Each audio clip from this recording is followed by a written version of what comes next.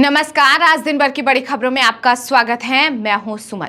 आज के इस बुलेटिन में हम बात करेंगे देश दुनिया की तमाम टॉप ट्रेंडिंग हेडलाइंस की। लोकसभा चुनाव के चौथे फेज में 9 राज्यों और एक केंद्र शासित प्रदेश जम्मू कश्मीर की 96 सीटों पर हुई वोटिंग। इसके अलावा आंध्र प्रदेश की 175 और उड़ीसा की 28 लोकसभा सीटों पर भी हुआ मतदान।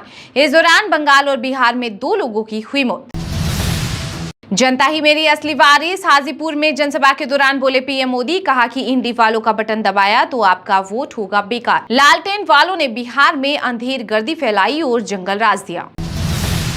मोदी का तीसरा कार्यकाल होगा विनाशक। अर्थशास्त्री परकला प्रभाकर ने किया बड़ा दावा, कहा कि अगर मोदी सरकार एक बार फिर सत्ता में आती है तो देश में स्वतंत्र तरीके से नहीं होंगे चुनाव। महालक्ष्मी योजना में हर महिला को 1 लाख देगी कांग्रेस। लोकसभा चुनाव के बीच सोनिया गांधी ने जारी किया वीडियो संदेश, कहा कि स्वतंत्रता की लड़ाई से लेकर आधुनिक भारत बनाने में महिलाओं का बड़ा हाथ रहा है। हालांकि आज महिलाएं भयंकर महंगाई के बीच संकट का सामना कर रही हैं। इस कठिन समय में कांग्रेस का हाथ आपके साथ।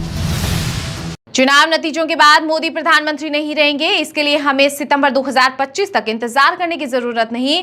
कांग्रेस नेता शशि थरूर बोले कि हम पूजा करने के लिए मंदिर जाते हैं, राजनीति करने नहीं। लेकिन भाजपा अयोध्या में भगवान रामलला की प्राण प्रतिष्ठा पर कर रहे राजनीति।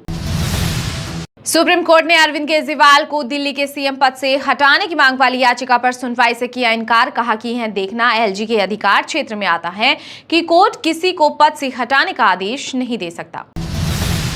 पीएम मोदी ने सर पर पगड़ी बांधकर श्री हरि मंदिर जी पटना साहब का किया दौरा। इस दौरान उन्होंने गुरुद्वारे में खाना बनाया, रोटी बेली और लंगर में बैठे लोगों को खाना भी परोसा। राम मंदिर भारत में नहीं बनेगा तो क्या इटली में बनेगा? रायबरेली में राहुल गांधी पर बरसे सीएम योगी, कहा कि जब इनकी सरकार थी तब कांग्रेस ने कहा था कि राम तो हुए ही नहीं। कांग्रेस सरकार ने इतना बड़ा झूठ देश के सुप्रीम कोर्ट में बोला। संदेश खाली को लेकर झूठ फैला रहे पीएम मोदी। बंगाल की मुख्यमंत्री ममता बनर्जी का दावा, साथ ही कहा कि लोकसभा चुनाव के पहले 3 चरण में नहीं मिले बीजेपी को पर्याप्त वोट। उत्तरकाशी जिले के यमुनोत्री धाम में 15 किलोमीटर तक लगा जाम। एक साथ 9000 से ज्यादा लोगों के पहुंचने से बिगड़े हालात। 7 घंटे तक बंद रही यात्रा। मुसलमान का वोट सभी को चाहिए, लेकिन उन्हें अपने प्रतिनिधि कोई नहीं बनाना चाहता है। एआईएम सांसद इम्तियाज जलील ने बीजेपी पर बोला हमला, कहा कि भाजपा के पास कोई मुद्दा नहीं है, इसलिए वो हर बार हिंदू मुस्लिम की बात कर रही है।